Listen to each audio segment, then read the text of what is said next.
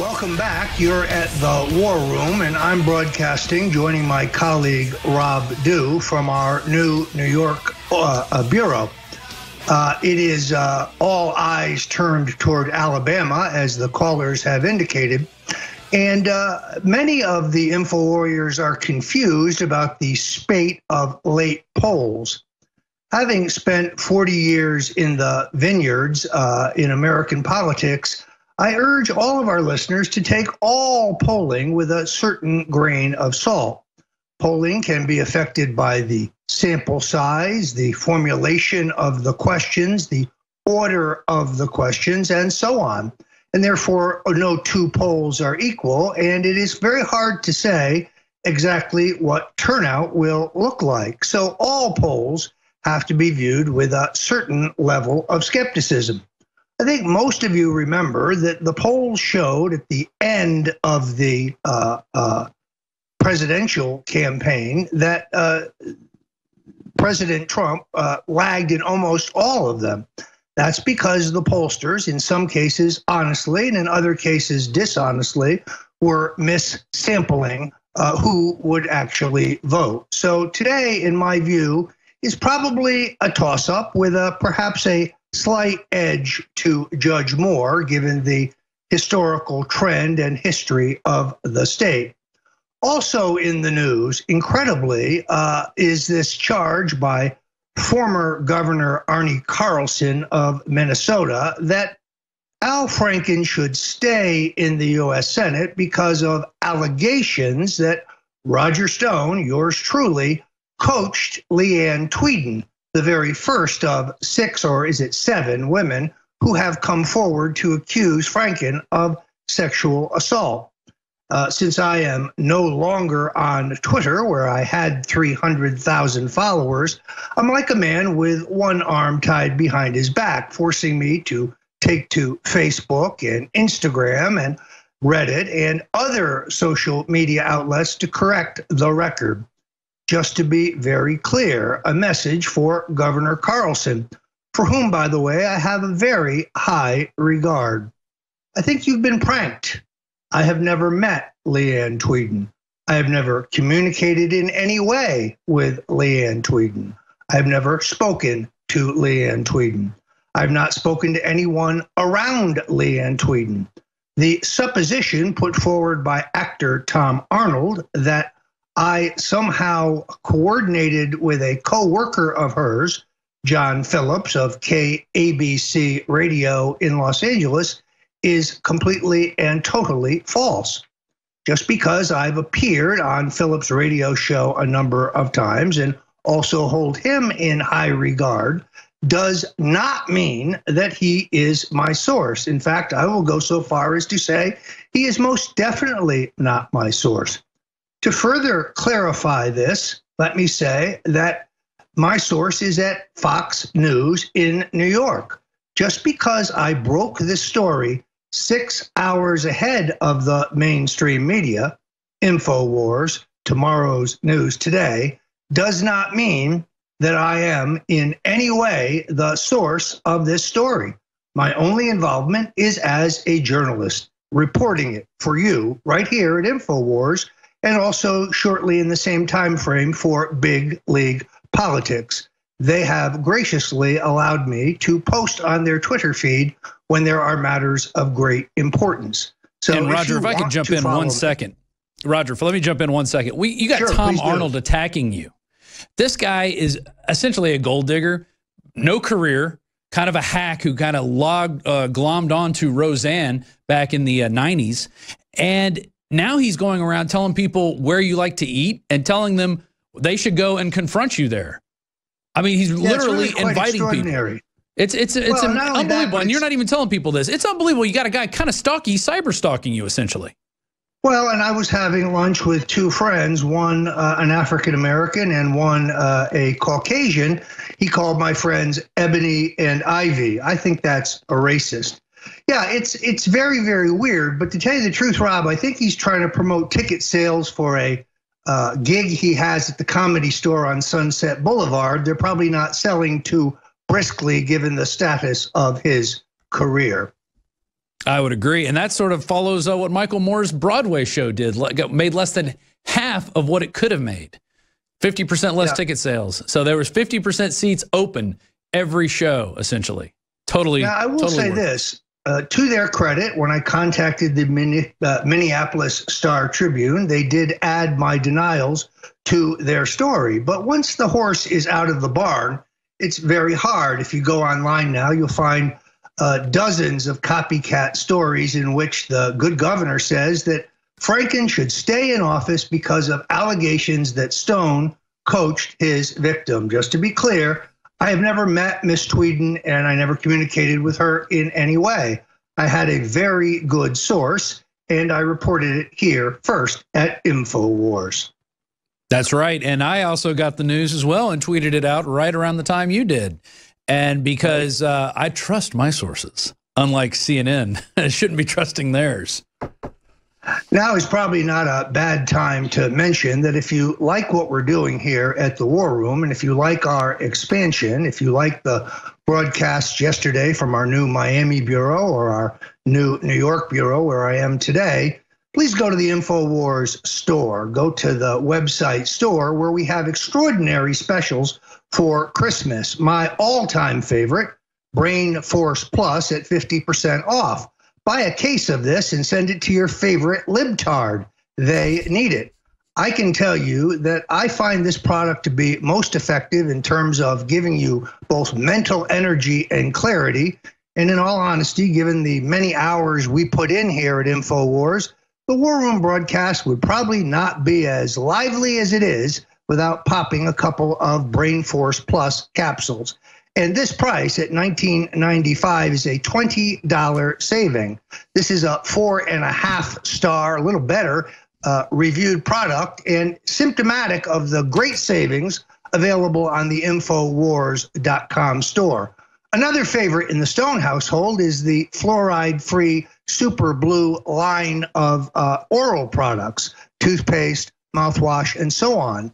These are far, far superior to anything you can find in your local drugstore. And the difference between buying at CVS and Walgreens and buying with InfoWars is you will be supporting the counter-revolution, or the revolution as it were. We are the tip of the spear. And if you like our expansion here at InfoWars, please do your Christmas shopping at the InfoWars site store. It is the very, very best of the best. Alex Jones does not put up anything for sale that isn't rigorously tested and the best of its genre. And if you want to give a particularly good present, my book, The Making of the President, How Donald Trump Orchestrated an American Revolution, is available on the website now. Rob?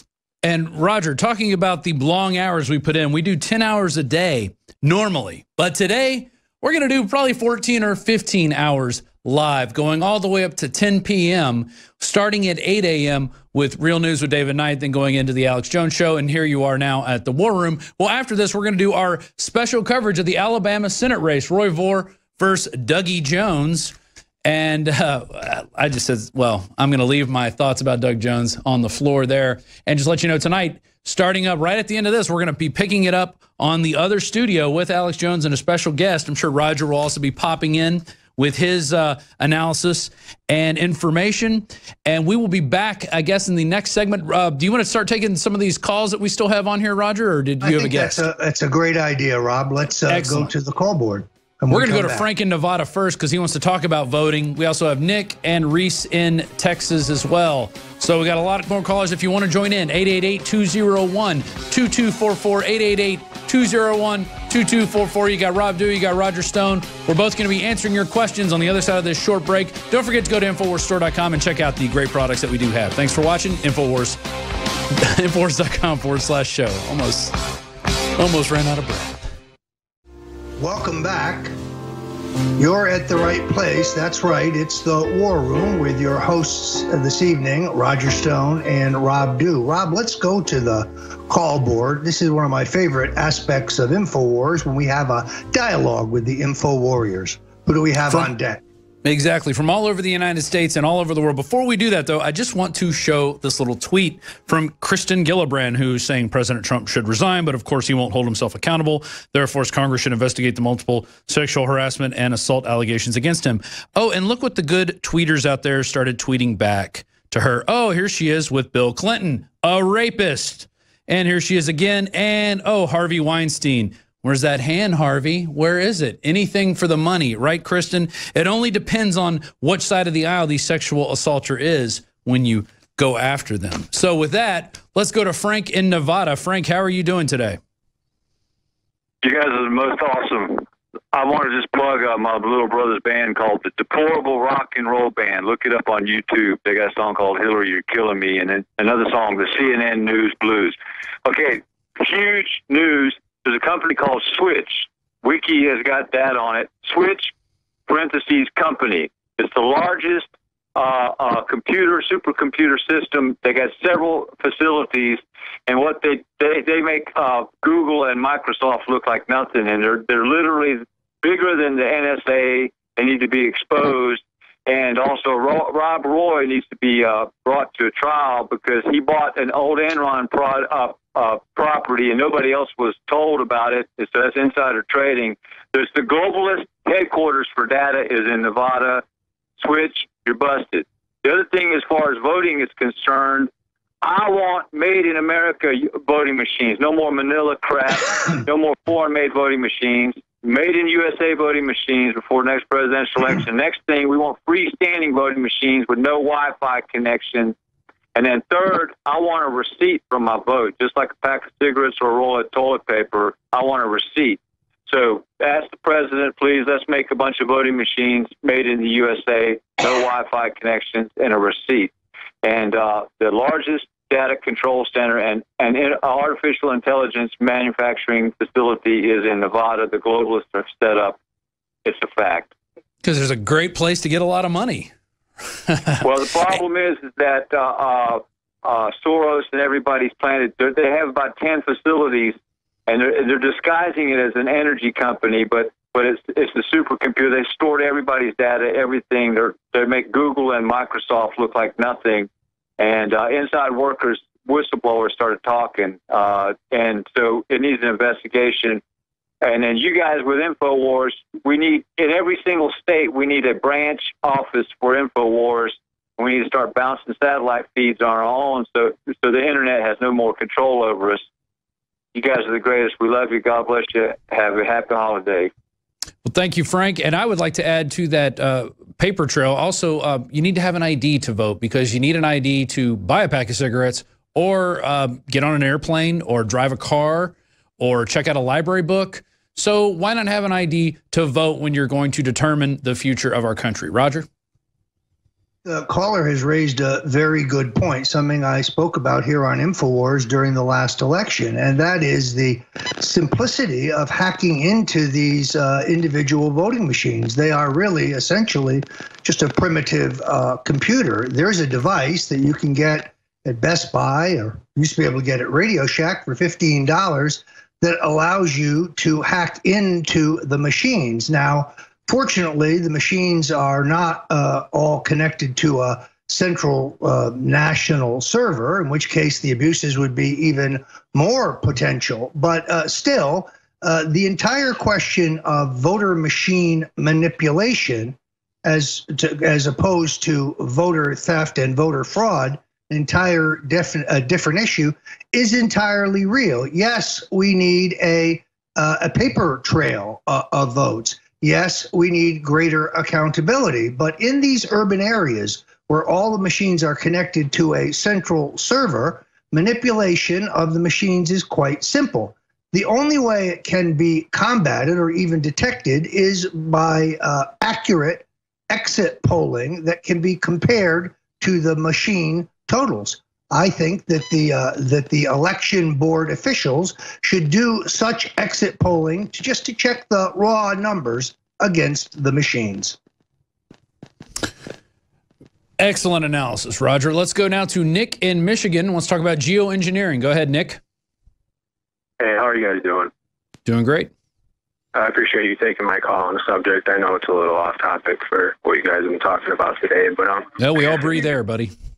Yeah, I guess if you could title my call, you'd want to say, what are we facing right now? I mean, catastrophic-wise, I'd say this is honestly the #1 existential threat that we might be going against right now. I know a guest you had on recently, Dane Wigington. He's kind of covered it, but not much else has been said on the show. And it's kind of worrying because it's something that we might be facing here in less than 10 years. Two of the main things were ozone depletion and intense solar radiation, or intense UV. And I know we all felt that a lot lately, sun being so hot on the skin. But two readings he had were UVB and UVC radiation, both showing up, and you're not supposed to see either of these readings on the surface. And he's with a NASA engineer, and they're saying about 6 to 8 years, we're looking at total crop loss. So that'd be no food in the stores, and that's going to hit everybody hard here if we don't look at this and act upon it. And I mean, if we looked at it from the way of what can Trump do about it, it's almost to the point of have him send people to the Air Force bases and monitor what's going on here, because these are nationally operating planes. They're operating worldwide, but they are using our air bases and landing and refueling and operating from there. But and an interesting topic I want to point out was the Paris Climate Treaty. You guys have covered it a lot. Yeah, and hey, before you continue, what website are you getting your UV information from, so we can put it up on the screen for people? Geoengineeringwatch.org. Okay, and it's the UV what and the UV. There's two different types of UV rays. UVB was actually a reading he took 3 years ago, was 80%, and you're only supposed to see about 5 to 10 on the surface. And then UVC, you should be seeing about 0. Or no, I'm sorry, you should not be seeing any of that on the surface. Not getting a reading whatsoever. He's taking about 5 to 7% on that, and that's the one that sticks out right there. As everyone needs to see that as a sore thumb and realize that things are bad here. But the Paris Climate Treaty, it's just an article that was on Yahoo. I don't know if they're trying to put it out mainstream-wise. That thing is completely relying on solar radiation management and carbon dioxide removal, both geoengineering, and that's 4 degrees Celsius raised by 2100 is what the whole climate treaty is about, and that's completely, if you look in the fine print about it in the article, like I said, mainstream, I don't know if they're trying to put it out, is completely based on using those two technologies to meet that goal. And they're not proven. And if you see the skies, you see that they've gone ahead and tried to do the solar radiation management and what to do. Exactly. Yeah, and we're about to go to break, and I'll hold you over if you want to hold over and you have more information. But a lot of that, a lot of those models that the Paris Climate Treaty is using are all based on computer models, which have, you know, just selected data inputted in. They're not really looking at all the data out there. Computer models can't predict anything. But geoengineering is a big problem, and we have talked about it in the past. Thanks for watching. We'll be right back after the short break. Infowars.com/show. You're watching The War Room. You've called women you don't like fat pigs, dogs, slobs. Only Rosie O'Donnell. And they said that wasn't politically correct. Who cares? You haven't been called. Go back to Univision. I think Jeb is a nice person. He's very low energy. I'm not used to that kind of a person. Throw them out into the cold. Don't give them their coat. No coats. L-Y-I-N apostrophe Lion Dead. I have never seen a human being eat in such a disgusting fashion. The most dishonest human beings. These people right here. Look at all the cameras. So disgusting. This socialist/communist, crazy Bernie, he's crazy as a bedbug. Who, Pocahontas? The Indian? Very offensive. I'm sorry about that. Pocahontas? Crooked Hillary, Bob. She's been crooked from the beginning. Crooked Hillary. Politicians are really dishonest. Donald Trump alleges that my dad was involved in assassinating JFK. This had nothing to do with me, except I might have pointed it out. This guy was sweating so badly. Thank God he has really large ears, the biggest ears I've ever seen, because they were protecting him. I'm trying to be nice. You know, I'm working hard to be nice. He was begging for my endorsement. I could have said, Mitt, drop to your knees. He would have dropped to his knees. He put glasses on so people will think he's smart. It just doesn't work. You know, people can see through the glasses.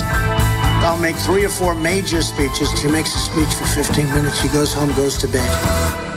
We live off Chinese manufacturing. That's because when you say we, you are stupid. Repeat after me. Donald, you're not going to be able to insult your way to the presidency. That's not going to happen. So help me God. Congratulations, Mr. President.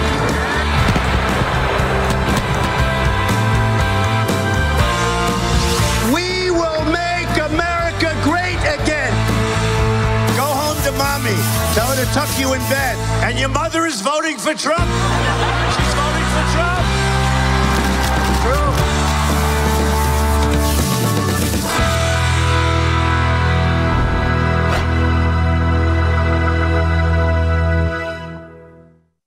And there you have it. That is the promo for The Art of the Insult, a hysterical new documentary film by the filmmaker Joel Gilbert, who joins us now. Joel, welcome to the War Room.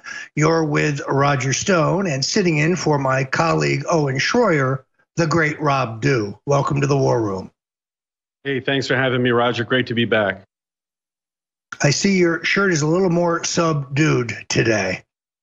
Yeah, I went with a straight country western rather than the American flag, but it'll be back soon. All right.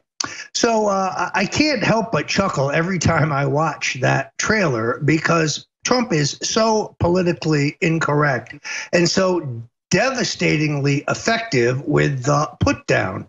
His ability to capsulize little Marco, crooked Hillary.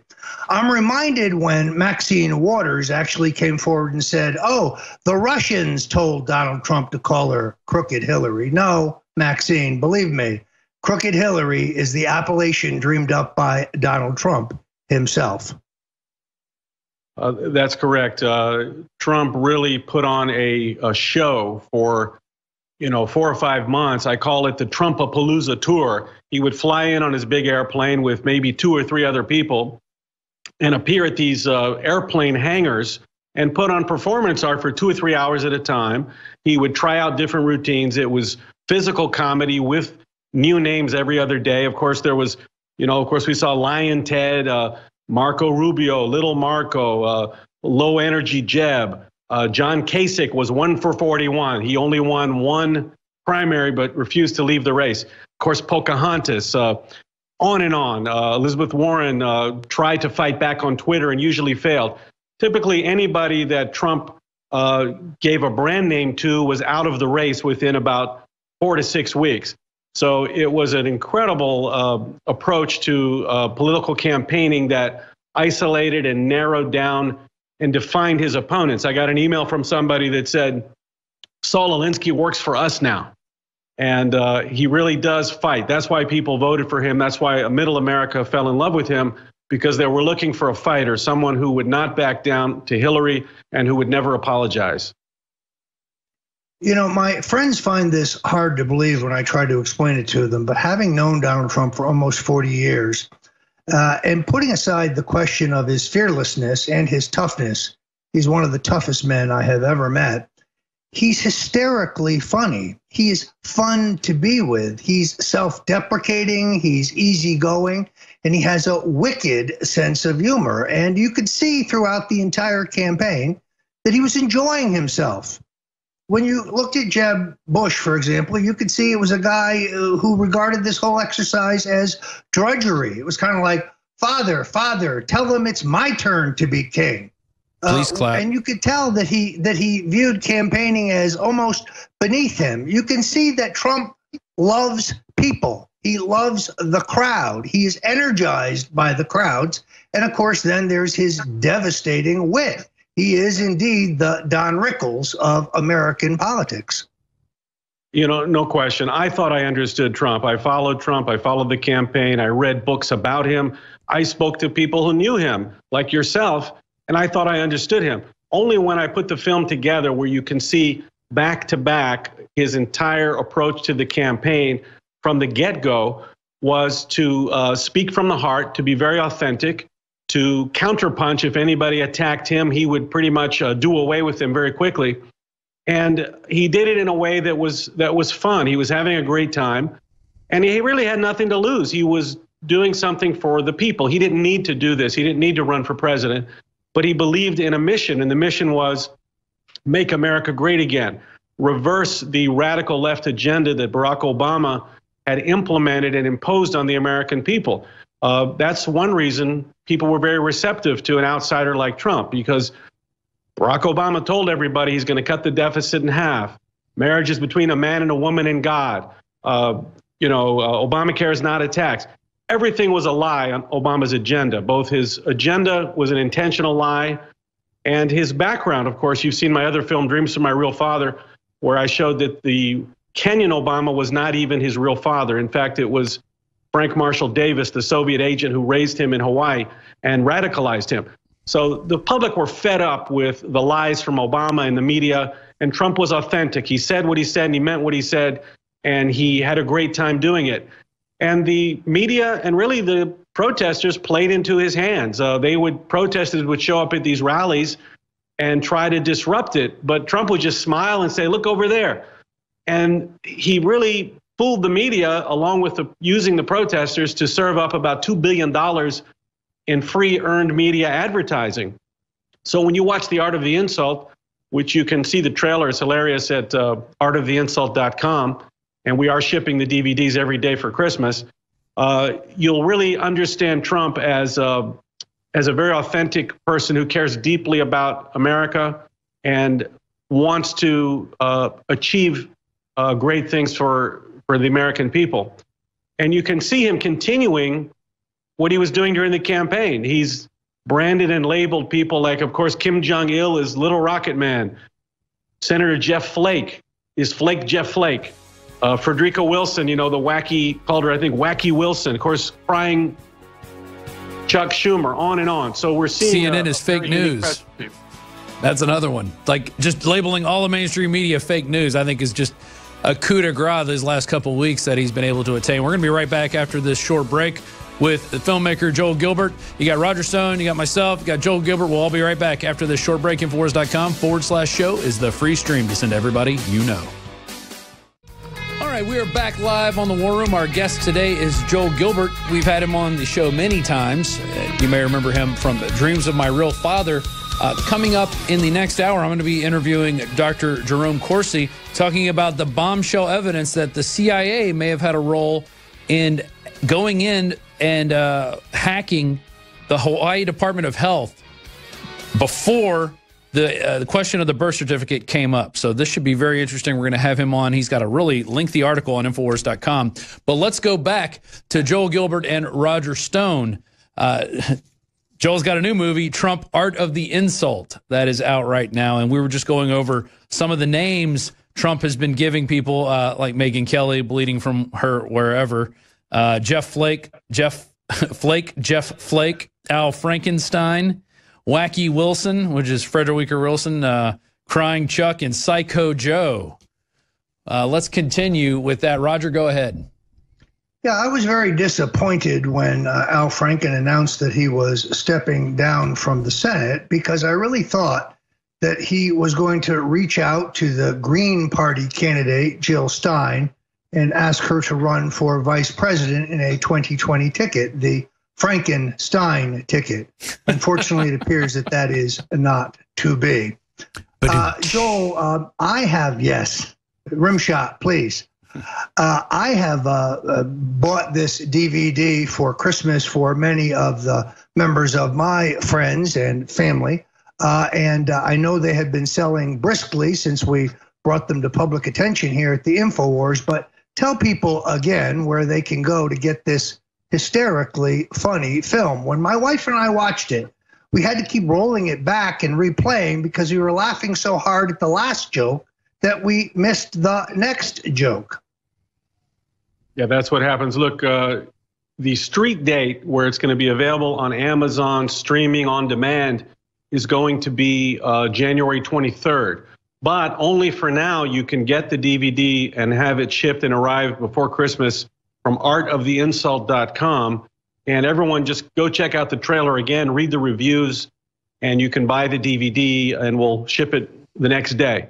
I think it really is a great lesson in branding and marketing, as well as being hysterically funny. You can understand finally how Trump, with 3 guys on a giant airplane and an office with no campaign workers, and a great marketing plan, was able to trump, if you will, Ted Cruz with $92 million of money. He had an office in Houston with 200 cubicles, chairman in every state, chairman in every county, and a marketing plan was able to defeat this mainstream Republican-style campaign, as well as, of course, Jeb Bush and everybody else.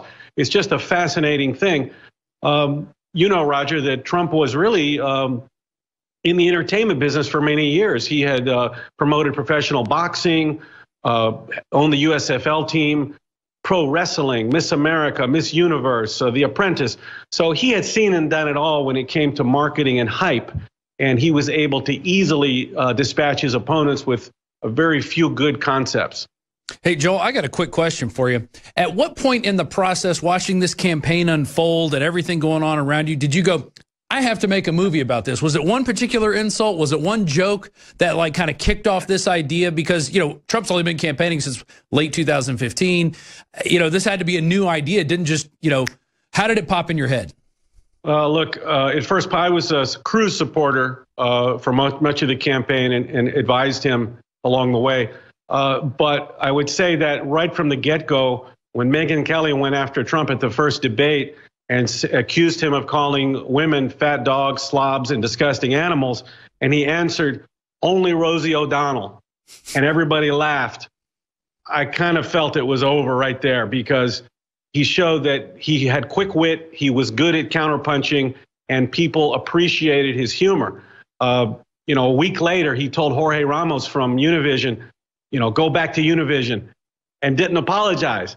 So I kind of felt that it was probably over right there, that Trump would capture the hearts of America because he was such a fighter. Excellent. Well, and that's why I said this has got to be a movie. The fact that he came back with that rejoinder for Megyn Kelly demonstrates his fearlessness. A career politician would have retreated. A career politician would have apologized or tried to clarify. For Trump, there was no such road. He is entirely fearless. And from the beginning, he believed that the American people were ready for something different, that they were tired of the career politicians. They were tired of the wet finger in the wind brand of Republican politics, where people sought to run to the polls or the focus groups to find what to say in order to be popular. I think even when he made errors, even when he was incorrect, I think voters appreciated the fact that he was authentic, that he was genuine, that he wasn't trying to be somebody he isn't. He is, I must tell you, exactly the same in private as he is in public. There is only one Donald Trump, and you can tell he's having the time of his life. I think it was obvious. I think something interesting that happened way back. I know Trump had been watching the presidential races even since 2000, I think, when you helped him to run for the Reform Party nomination for president some years back. He continually watched the presidential race. I had been to CPAC year after year, and Trump always would come and speak, and you could tell that he wanted to be part of the process when the time was right for him. I would say that the public was ready for an outsider. And Ted Cruz really at first was the anti-establishment hero. He was the one that stood up to Obamacare, the filibuster. He read Green Eggs and Ham from the Senate floor. But when it came to putting the campaign together, I even told him, just be Ted Cruz, the outsider, the rebel. You know, Mr. Cruz goes to Washington. But instead, Cruz went to a mainstream campaign direction and tried to show that he was more mainstream. So I think Trump came along and took up that space that Cruz had initially occupied and basically said, oh, if you don't want to be Ted Cruz, I'll be Ted Cruz. And he took the the idea and ran with it, and people responded very favorably. The Republican establishment was way far to the left of the grassroots. The grassroots had moved very far to the right by the time the election started, and nobody understood it except for Trump. And I think when you watch The Art of the Insult, that will bear itself out. One of the more incredible things about Trump's victory, something I wrote about extensively in The Making of the President 2016, is the fact that he didn't spend a fortune on polls. To my knowledge, in the nomination phase of the campaign, he didn't take any polls, which is unheard of. That means that he was operating solely on his gut, on his instinct. The Bush campaign, for example, even the Cruz campaign, spent a small fortune on sophisticated public opinion polling to help them shape their message. I think it makes the president's accomplishment and winning the greatest upset in American political history, even the more incredible, unpredictable, unlikely, and phenomenal. This is a man who was completely attuned with the voters without any of the traditional accoutrements of a campaign. He won without polling. He won without paid television advertising. He won without an avalanche of sophisticated targeted direct mail. It was really the Donald Trump show. Donald Trump has no strategist. Donald Trump is his own strategist. There is no Karl Rove in Trump land. It is him, and all credit belongs to him. His survival instinct is extraordinary, and he is a fighter. So Joel Gilbert, thanks for joining us here on The War Room with my co-host Rob Dew. And I urge you to pick up this terrific DVD for your Christmas stocking. But at the same time, folks, please do a stop by at the InfoWars store, where we have extraordinary Christmas specials, including the entire line of super blue fluoride-free oral products, including the toothpaste, my all-time favorite, Brain Force Plus, at 50% off, an entire host of First Amendment-oriented T-shirts, including the anti-fascist, anti-communist T-shirt, my favorite. These make terrific Christmas gifts for the members of your family who are patriots or free-thinking libertarians. You help yourself, but you help us expand this coverage. Special coverage tonight on the special election in Alabama with Alex Jones. I hope to be popping on. Rob, final thoughts? Well, I can't wait to see the results of this race. I think the Alabama people are going to do the right thing. So stay tuned tonight. Infowars.com/show. Special coverage starts right at the end of War Room. So thank you, Joel, for joining us, and we'll see you just on the other side of this break.